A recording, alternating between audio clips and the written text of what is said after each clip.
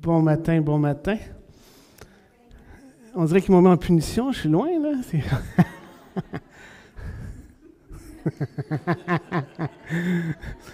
Elle n'aime pas ça ici, Sylvie, quand je m'avance trop. C'est correct, je vais rester loin.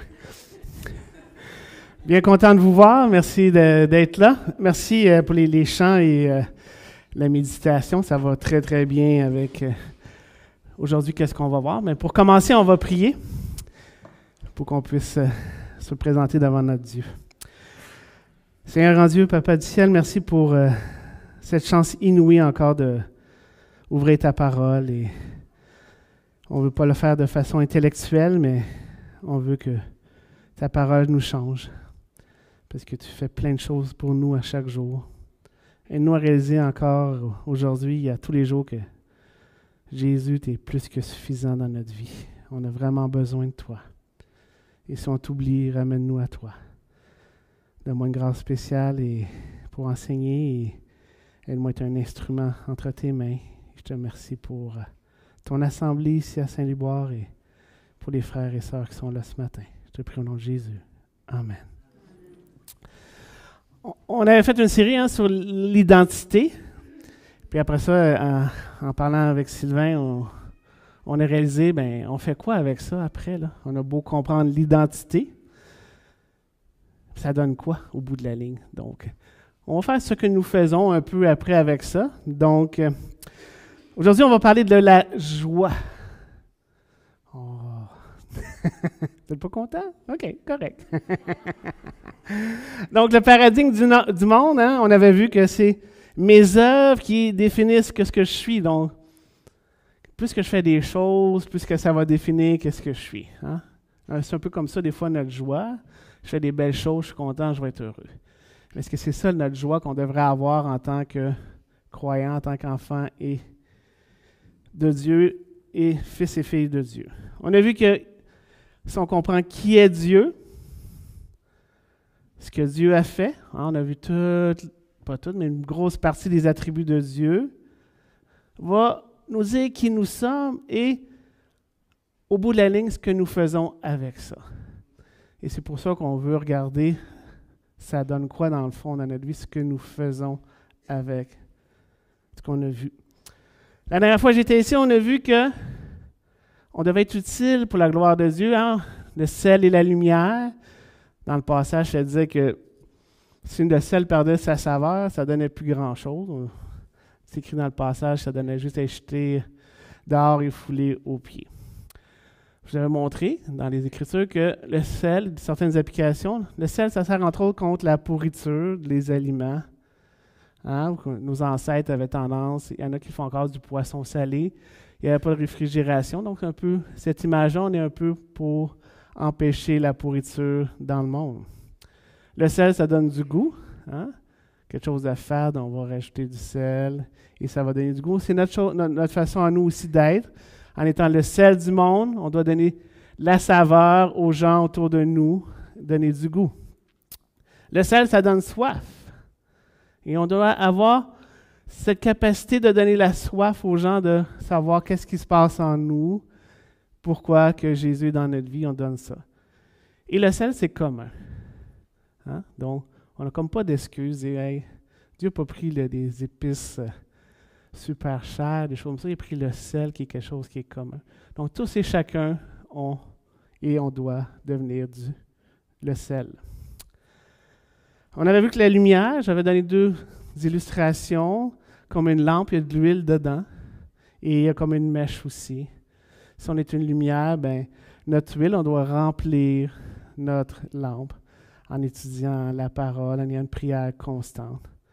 Et la mèche, un peu quand on lit la parole, la mèche, elle va être trimée. Parce qu'à un moment donné, c'est une lampe, là, à force de brûler, la mèche, elle vient des fois un peu maganée. On n'a plus ça aujourd'hui, mais tu devais la trimer à l'époque.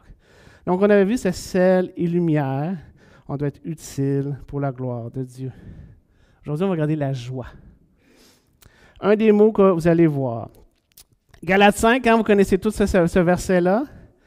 Mais le fruit de l'esprit, c'est l'amour, la joie. Le fruit de l'esprit. Des fois, on dit les fruits, mais c'est un fruit. On doit tout avoir ça. La joie, la paix, la patience, l'amabilité, la bonté, la fidélité, la douceur, la maîtrise de soi. La loi ne condamne pas, certes, de telles choses. Donc, on doit avoir la joie. Ce qui n'est pas toujours facile dans notre vie d'avoir la joie. C'est le fruit de l'esprit. Donc, quand on devient croyant, qu'on devient enfant de Dieu, on va avoir le fruit de l'esprit et la joie devrait être dans nos vies. Ça veut dire quoi la joie? Parce que peut-être dans votre tête, vous avez toute une définition. Donc, il semblerait que le mot grec, c'est chara, et ça veut dire prendre plaisir en Dieu pour sa beauté et ce qu'il vaut, à cause de ce qu'il est. Fait que la joie du fruit de l'esprit, ça n'a pas rapport à nous du tout, du tout.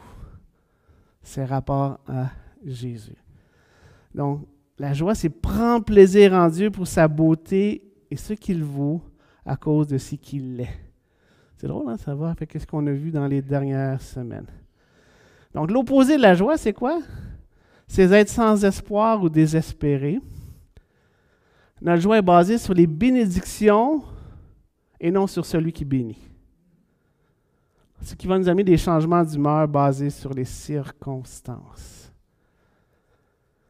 On n'est pas béni, on a une situation difficile, on perd la joie. Mais dans le fond, la joie, dans la Bible, c'est pas basé sur les bénédictions, c'est basé sur celui qui bénit. Le christianisme, c'est tout à l'envers de tout ce qu'on entend dans le monde. Hein, c'est vraiment mêlant pour ceux qui sont à l'extérieur, mais pour nous, c'est comment qu'on devrait vivre. Donc, la joie, c'est vraiment pas basé sur nous, c'est basé sur Jésus, c'est le contraire. Sur celui qui nous bénit, pas ce qui nous arrive dans nos vies. Et je suis conscient, et je sais que plusieurs d'entre vous, peut-être présentement, vous vivez des situations difficiles. Est-ce qu'on peut être triste? Oui. On a le droit d'être triste. Le problème, c'est qu'il faut pas faire comme certains ordinateurs. À un moment donné, ça fait comme une roue sans fin, là, une loupe, là, ça tourne, ça tourne, ça tourne. Puis des fois, on peut rester pris là-dedans, dans la tristesse, 1 mois, 2 mois, 2 ans, 3 ans, 10 ans, 50 ans, 60 ans. Tu as un événement peut-être qui dans ta vie est encore là, qui te fait que tu tournes, tu tournes, tu tournes. Tu es comme, en bon québécois, tu es jamais là. Tu perds ta joie. Philippiens, réjouissez-vous toujours dans le Seigneur. Je le répète, réjouissez-vous. Est-ce qu'il y en a qui connaissent le chant?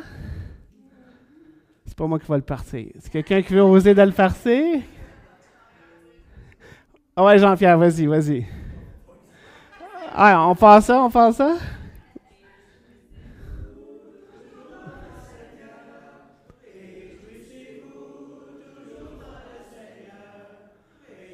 Réjouissez-vous toujours dans le Seigneur. Répète. Oui. Yeah! Non, non. J'ai sauvé les gars de la technique de faire un autotune. Il y a des versets qui sont difficiles dans la Bible, on aime ça le chanter, mais réjouissez-vous toujours.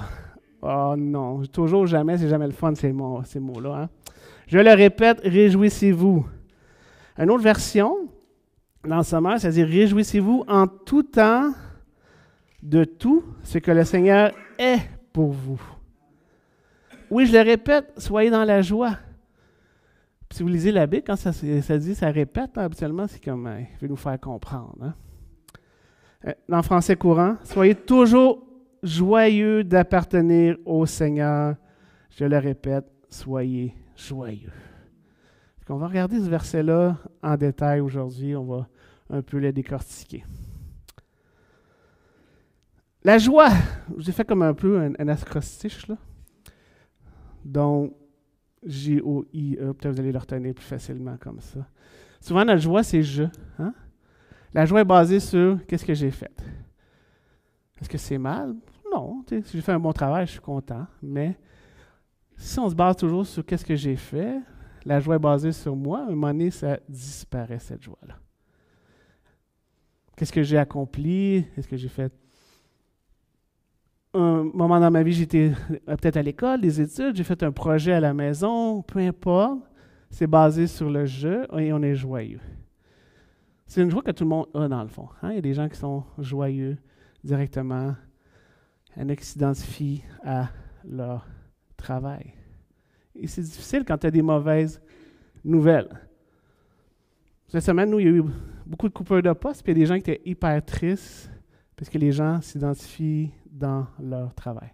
Moi, ça ne me touchera pas cette fois-ci, là, mais ces gens-là, je les connais. Puis il y en a qui ont même dit, je ne saurais pas quoi faire autre que ça, parce qu'ils s'identifient dans leur travail. Leur joie est toujours dans leur travail. La mienne n'est pas là. J'aime ma job, mais elle n'est pas là. Dans le fond, si on voit ce que je fais, ce que j'accomplis, ma joie est là. Est-ce que c'est ça notre joie? Est-ce qu'on regarde notre joie là ou on devrait la regarder ailleurs? Je lisais ça cette semaine, puis il disait qu'une personne heureuse disait 10 000 choses. Une personne malade désire seulement une chose. Si tu attends une mauvaise nouvelle d'une maladie grave, tu vas désirer une chose, d'être guéri. Puis il rajoutait, c'est nos désirs illimités qui voilent notre joie. C'est vrai, hein, quand on est joyeux d'une chose, on va en faire un autre projet, un autre joie, un autre joie, un autre joie, un autre joie. Je ne sais pas si on est addict ou un petit peu drogué au plaisir. C'est correct, le plaisir qui vient. Mais quand on a une mauvaise nouvelle, il y a une chose qu'on veut, que c'est cette mauvaise nouvelle disparaisse. Est-ce que c'est mal, dans le fond, de vouloir faire des choses et qu'on soit heureux? Psaume 128. Heureux tout homme qui craint l'Éternel et qui marche dans ses voies. Mais vous voyez, verset 2, tu profites alors du travail de tes mains, tu es heureux, tu prospères. La joie va avec Dieu. Ta crainte envers Dieu. C'est relié. Le je, c'est pas moi. Le je, c'est avec Jésus. Donc, la joie, il faut remplacer le je par Jésus. Facile, hein? Pas si facile. Mais il faut y réfléchir, il faut le penser. C'est ça notre travail en tant que croyant, c'est à un moment donné, oui, j'ai un événement, oui, j'ai une émotion, il est arrivé quelque chose, j'ai le droit d'être triste, j'ai le droit d'être malheureux. Ça peut être grave, là. Parce que jusqu'à un moment donné, le je va passer vers Jésus. Le je va passer vers qu'est-ce qu'il a fait pour moi. Je ne comprends pas. Mais Dieu est omniscient, il sait tout. On le sait. Mais à un moment donné, il faut que ça passe dans notre tête, ça se processe. Et c'est normal d'avoir de la tristesse, d'être fâché, des situations. Mais à un moment donné, il faut que ça switch. Est-ce que vous êtes encore pris dans quelque chose depuis 5, 10, 15, 20 ans, depuis plusieurs mois qui enlève votre joie? Je vous pose la question. Ce mercredi, on parlait sur... Jean-Pierre a amené Jean 17, puis là, j'ai rajouté ça. Merci Jean-Pierre, c'est bon. Dans Jean 17, quand il fait la prière pour ses disciples, il dit « Et maintenant je vais à toi, et je dis ces choses dans le monde afin qu'ils aient en eux ma joie parfaite. » Jésus s'en va et il dit « Je veux qu'il ait ma joie parfaite. » Si on arrête ça, là, c'est bien le fun, c'est cool, Jésus nous donne la joie, mais il dit après « Je leur ai donné ta parole, et le monde les a haïs. » OK, on va se faire haïr, mais on va être heureux. Fait-tu du sens? À vue d'homme, non. Mais c'est ça que Jésus dit. Je veux que vous ayez ma joie parfaite. Vous avez ma parole, mais on va vous haïr. Parce qu'ils ne sont pas du monde. Vous n'êtes pas comme le reste du monde. Bon, c'est peut-être faire dire quand on était jeune, tu n'es pas du monde, mais là, vous comprenez que ça s'applique encore aujourd'hui. Vous n'êtes pas du monde. Hein? Vous venez d'apprendre quelque chose peut-être ce matin. Comme moi, je ne suis pas du monde, mais vous comprenez que Jésus dit, je vais vous ayez ma joie parfaite, même si on va vous haïr. Et on va nous haïr. Et je crois qu'on est dans une période bénie que on est correct, les chrétiens, relativement. On ne se fait pas trop mettre en prison. Pas trop ici, mais dans d'autres pays, il y a encore beaucoup de chrétiens qui meurent.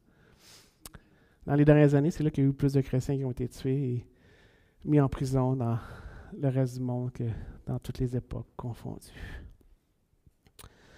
Donc, réjouissez-vous toujours dans le Seigneur. C'est la joie, elle est dans Jésus, dans ce qu'il a fait, dans ce qu'il est, dans ce qu'il fait aujourd'hui, à tous les jours pour vous. On se réjouit de ce que le Seigneur est pour vous. Tu t'ennuies-tu de Jésus des fois? Ça fait-tu longtemps que tu l'as manqué? Ça vous arrive-tu? Il y avait une histoire, j'avais lu le monsieur, c'était un chrétien de la trempe de Billy Graham, évangéliste. À un moment donné, il a décidé qu'il ne croyait plus ou il s'est en allé. J'ai oublié son nom. Mais il y a un gars qui l'a rencontré, puis en lui parlant, le monsieur s'ennuyait de Jésus, malgré qu'il était comme athée. Est-ce que nous, on s'ennuie de Jésus? On est croyants? Est-ce que Jésus est loin de toi? Est-ce que tu lis pas la parole, tu as de la difficulté? Est-ce qu'il y a des choses qui t'empêchent d'avoir la joie de ta situation? Soyez toujours heureux d'appartenir au Seigneur. Je le répète, soyez joyeux. Donc, c'est dans le Seigneur, dans Jésus, que notre joie elle est. Donc, la joie, c'est Jésus. Est-ce que notre joie, elle est optionnelle? C'est-tu une option d'être joyeux?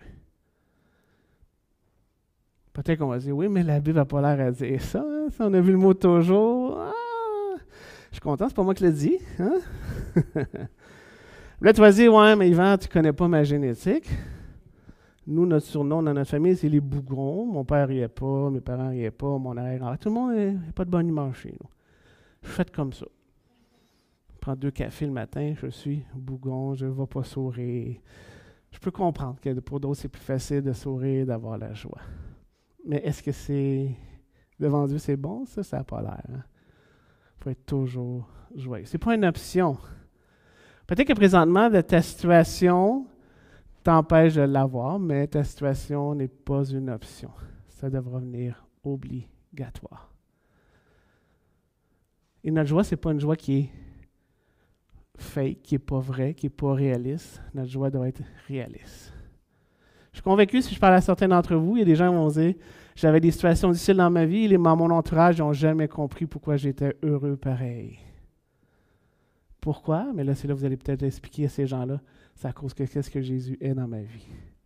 Et là, on devient sel et lumière juste avec ça. Mais il faut réaliser notre joie. Donc, c'est pas optionnel. C'est une obligation, c'est obligatoire. Ta joie devient obligatoire. Parce qu'on se réjouit toujours dans le Seigneur. À un moment donné, tu vas avoir le sourire. Il devra revenir. Mais à un moment donné, il faut arrêter de s'écouter, puis il faut se parler aussi. À un moment donné, il faut dire, regarde, OK, je comprends, c'est difficile. Mais qu'est-ce que Dieu est? Qu'est-ce que Jésus est pour moi? Qu'est-ce qu'il a fait pour moi? Et la joie va revenir. En passant, quand vous souriez, vous utilisez moins de muscles que quand vous faites la baboune. Si vous êtes paresseux comme moi, souriez. Vous êtes écologique, sauvez l'énergie, bien souriez, tant qu'à faire. Donc, réjouissez-vous toujours dans le Seigneur. Je le répète, réjouissez-vous toujours. En tout temps, soyez toujours joyeux d'appartenir. Ça n'enlève pas qu'on va avoir des moments, des creux. Mais la tendance devrait être que vous soyez joyeux. Dans mon travail, moi, je prends des gens qui arrivent dans mon entreprise, puis je fais la formation avec eux. Puis je les ai à peu près 6 semaines, on se côtoie pendant 35 heures. Puis un moment donné, il y avait une personne dans ma classe, et une de mes bonnes amies, elle dit « Ah, lui, il est chrétien. » Il dit « Même, il prêche à son église. » J'étais là, « pense pas. » Elle dit « Pourquoi? » Il dit « J'ai jamais souri, ce gars-là. » Jamais, jamais, il est toujours sérieux. Il ne peut pas être chrétien, là.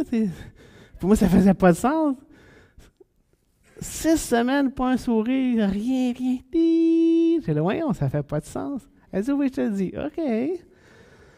Versus une autre personne que j'ai déjà eue, et en parlant avec elle, en entendant son histoire, elle est rwandaise. Elle a vécu le massacre qu'il y a eu. Au Rwanda, vous vous en souvenez, il y a quelques années, il y a eu un massacre. Puis elle parlait de sa mère, sa tante. Des fois, c'est ta mère ou ta tante? Ben, c'est ma tante, puis qui est comme ma mère. C'est quand il y a eu le massacre au Rwanda, ben, mes parents, elle m'a pris, elle m'a enlevé du pays, on s'est sauvés, puis mes parents ont été tués tout de suite après. Mais j'ai jamais vu quelqu'un autant sourire. Elle avait toujours un smile en face, elle était joyeuse, elle était contente de la voir. J'étais là, wow. Puis pourquoi? Ben, elle parlait qu'elle avait Jésus dans sa vie. L'autre, je ne sais pas s'il y avait une situation particulière, mais elle, je n'ai pas gratté plus parce que déjà, moi, c'est là, wow, pas sûr j'aurais souri que tu avais. Une situation extrême lui amenait sa joie. Est-ce qu'elle a pleuré? C'est sûr. Elle a perdu ses parents. Ils ont été tués, massacrés à coups de machette. Mais elle avait la joie quand même. Ce n'est pas la situation où tu te trouves qui détermine ta joie. C'est ta position en Jésus. Il t'a adopté, il t'a sauvé, il t'a racheté. C'est qu'est-ce que tu es en Jésus. C'est ce qu'il est, ce qu'il fait et a fait, bien sûr, qui détermine ce que tu es et ce que tu vas faire après. Et ça détermine ta joie. Ce n'est pas la situation, c'est Jésus. Qu'est-ce que tu es en Jésus qui va déterminer ce que tu es comme personne. Qu'est-ce que tu vas faire? Et par le fait même qui va déterminer ta joie. Et encore une fois, j'enlève aucunement qu'est-ce que vous avez vécu dans le passé. Vous avez tous vécu des situations difficiles. Mais on est appelé à avoir la joie. Pas à cause du je, à cause de Jésus. Acte 16. Paul, hein? Paul avait l'air d'un gars tout le temps joyeux, lui. À un moment donné, il va délivrer quelqu'un et le monde ne sont pas contents, fait qu'ils le mettent en prison. Acte 16, verset 23. On le roua de coups et on le jeta en prison. Il a mangé une volée, on l'a frappé, on l'a battu, puis on le met en prison. En plus, le gardien a reçu l'ordre de les surveiller de près. Et lui, il a fait bien sa job. Et pour se conformer à la consigne, il les a mis dans le cachot le plus reculé. Et en plus, ils les attachaient avec des blocs de bois. C'est pas les prisons d'aujourd'hui avec l'air climatisé, le gym. Là, il est dans le fond, il y a de la paille, attaché des blocs de bois, il ne peut pas aller aux toilettes. Probablement qu'il y a des rats. Il est là. Puis qu'est-ce qu'ils font? Paul et Silas se plaignent. Non, c'est pas ça qui est écrit. Paul et Silas priaient et chantaient les louanges de Dieu. Tu es dans le fond de la prison, c'est humide, tu n'as peut-être pas été aux toilettes, il y a des rats, tu n'as peut-être pas eu à manger, tu as la babine enflée, on t'a battu. Ils chantent des louanges de Dieu. Qu'est-ce qu'ils font les autres prisonniers? Ils les écoutent. Tu sais qu'ils disent, hey, c'est qu'est-ce que vous faites tous autres, là? C'est qui la gang en bas, là, dans le fond du film? Mais Paul et Silas priaient et chantaient les louanges de Dieu. C'était pas sa situation à Paul. Puis vous connaissez l'histoire de Paul. Dans d'autres occasions, il a même converti les gardiens qui étaient à côté de lui. Fait que lui, tout était une occasion. Mais dans ce cas-ci, il priait et chantait les louanges de Dieu. Dans une des pires situations que tu peux être. Peut-être que si on est malheureux, chanter, ça peut aider. Écouter de la musique, des chants, un peu comme Jean-Sébastien partageait les Shane and Shane, en tout cas, peu importe le groupe que vous aimez, juste chanter des chants. Réjouissez-vous, chantez-les. Ça va vous aider après, je suis convaincu. Il priait et chantait les louanges de Dieu. Et Paul, on veut qu'on... C'est notre modèle, hein? Il dit de suivre qu'est-ce que j'ai fait. Donc, la joie, c'est Jésus. On a vu que c'est comme obligatoire. Puis on dirait que cette joie-là est inexplicable. Inexplicable pour les autres. Les autres ne vont pas comprendre. Les prisonniers ne veulent pas comprendre.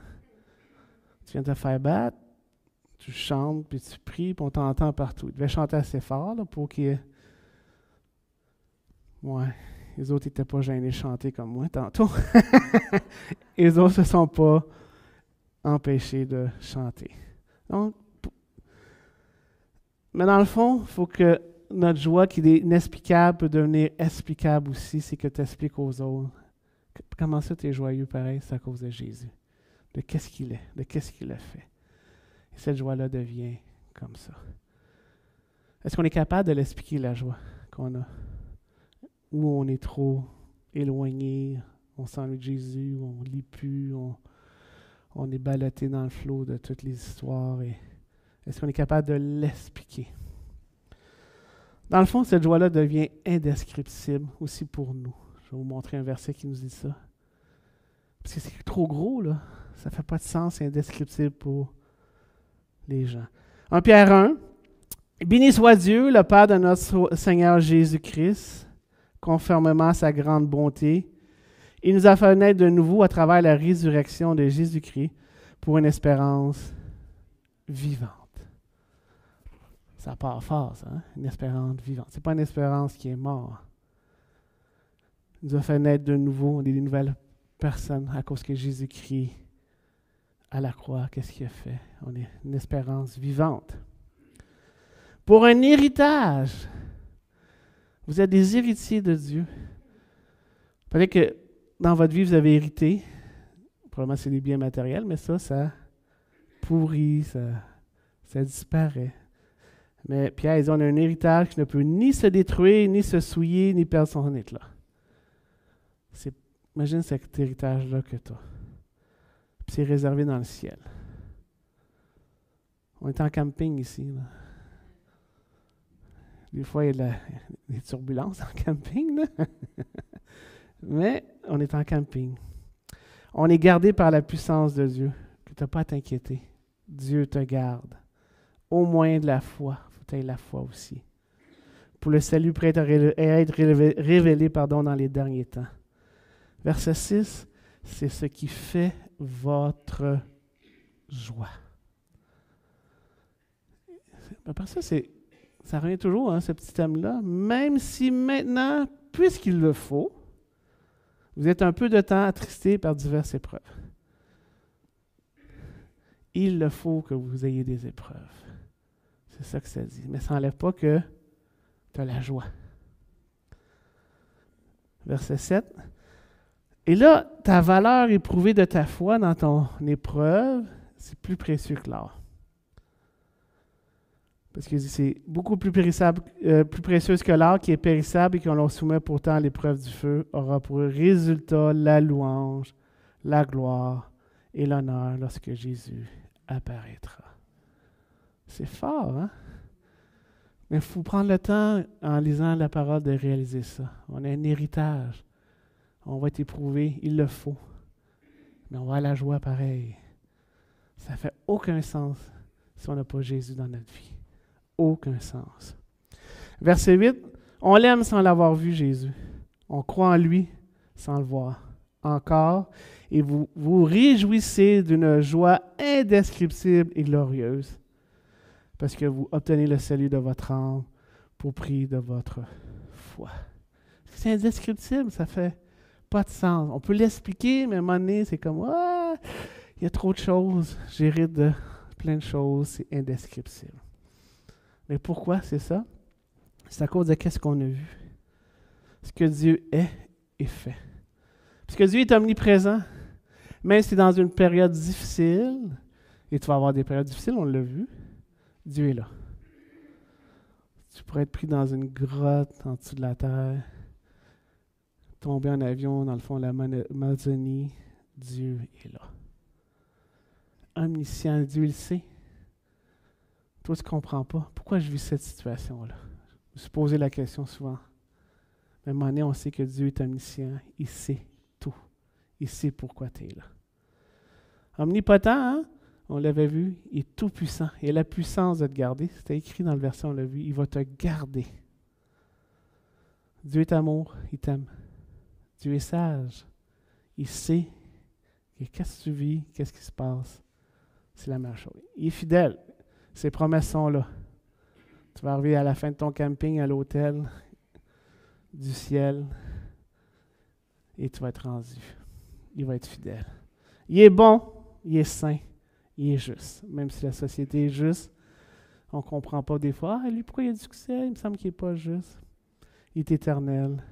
Et sa colère va être appliquée. Pour nous, elle est déjà appliquée à cause que Jésus est mort à la croix. Mais Dieu est juste, il va l'appliquer. C'est pour ça que, en plus comprendre que qui Dieu est, ce que Dieu a fait, ce qu'il nous décrit maintenant, c'est la joie. Et c'est ça qu'on va avoir. Donc, la joie, c'est Jésus. La joie, c'est obligatoire. Notre joie est indescriptible. Et le E, est-ce qu'on garde nos joies éphémères? C'est le fun d'avoir des joies éphémères. Puis c'est correct, je pense. Ecclésiaste 2, vous connaissez Salomon? Lui, il en avait de l'argent.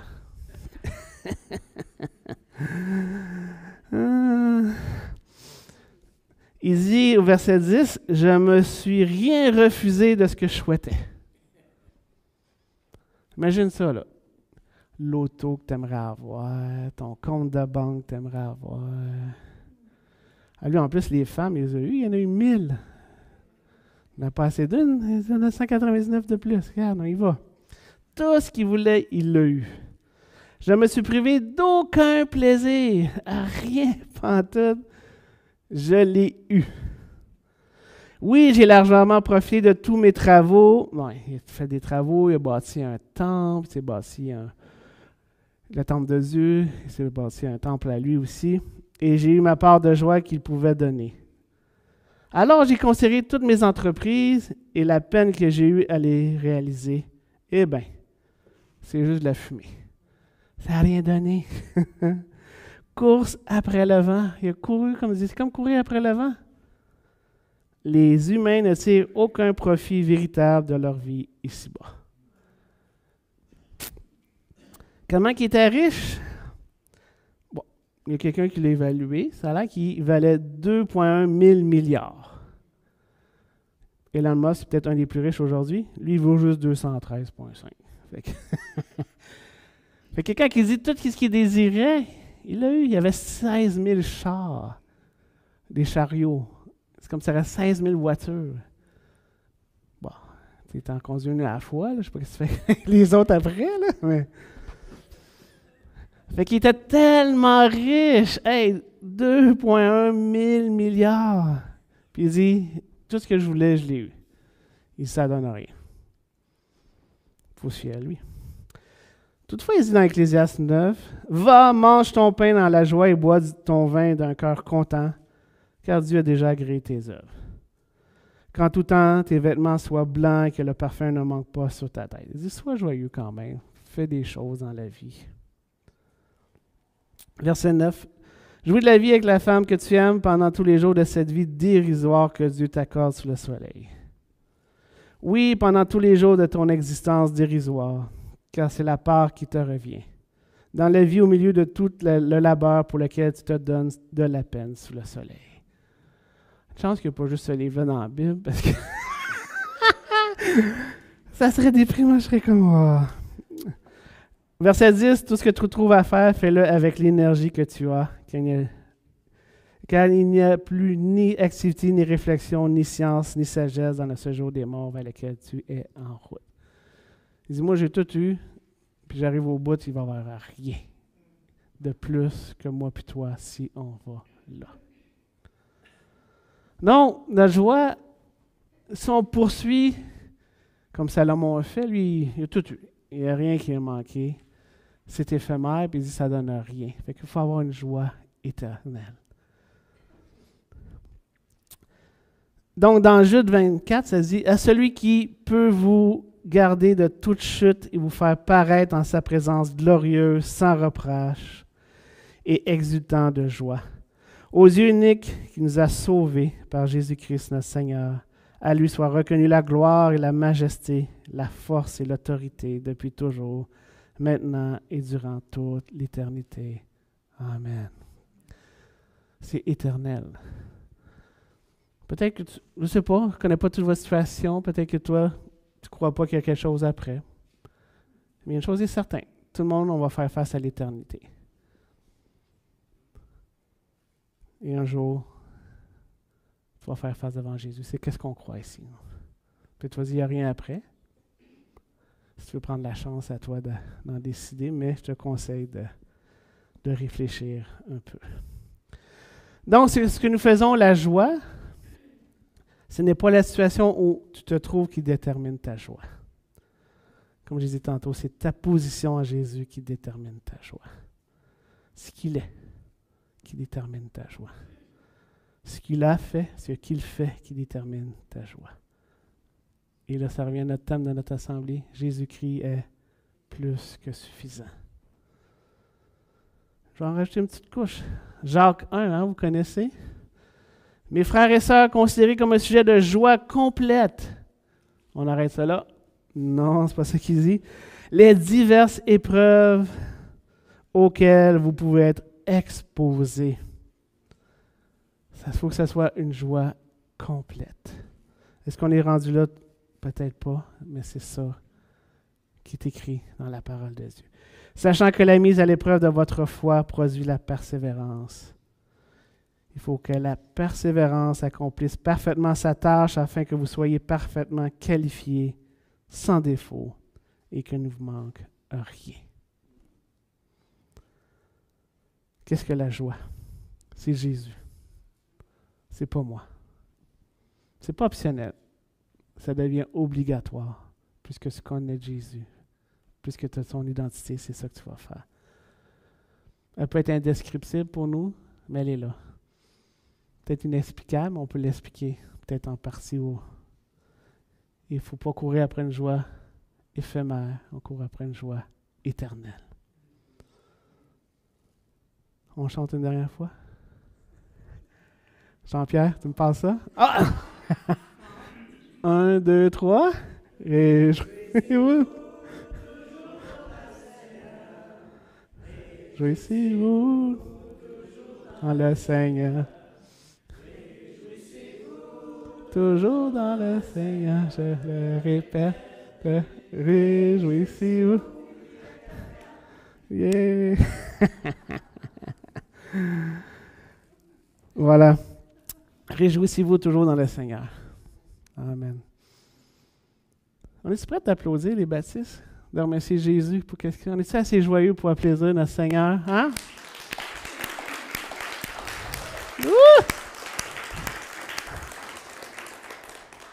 Oh, merci beaucoup.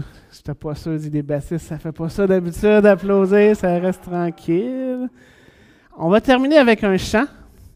Si Claudie, tu peux venir, on va faire différent. Donc, on va avoir un chant qui est axé sur vers Jésus et Jean-Sébastien pourra venir après par la suite.